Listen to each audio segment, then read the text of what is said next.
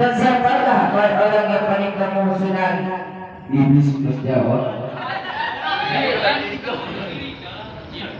yang mana orang yang saya benci, yaitu orang yang selalu bersedekah, orang selalu dermawan dan selalu mengasihi kepada sekawan-kawannya. Dan saya dan iblis pun berkata, dikarenakan apa saya benci kepada orang yang bersedekah? Dikarenakan apa?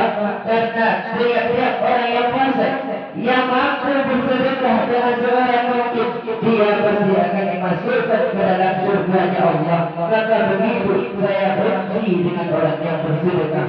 Jawab iblis begitu. Kemudian siapa lagi wahai iblis? Iblis menjawab, orang yang paling saya sukai yaitu orang yang selalu bersedekah, yang tidak mundur dalam bersedekah dan berdermawan, maka itu orang yang paling saya benci. Bukan orang yang paling saya sukai. Orang yang paling saya sukai wahai Nabi Yahya, yaitu orang yang tidak mau bersedekah, bahkan tidak mau menolong sesamanya, yaitulah orang yang paling saya sukai.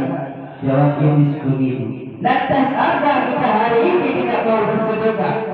Lantas apa kita mengkafirkan diri untuk bersedekah? Dikarenakan apa kita tidak mau bersedekah? Pada suatu hari datanglah seorang wanita di hadapan Rasulullah.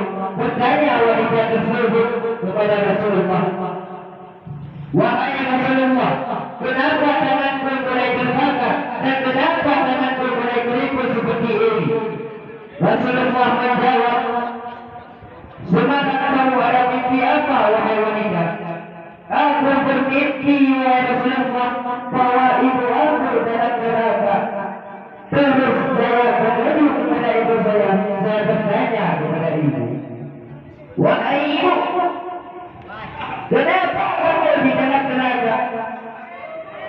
Ibu jawab, wahai anakku, sesungguhnya aku dimasukkan ke dalam neraka dikarenakan aku tidak mau bersedekah, tidak dikarenakan aku tidak saling bertoleransi dengan sesamanya. Maka karena itulah ibu dimasukkan ke dalam neraka Allah.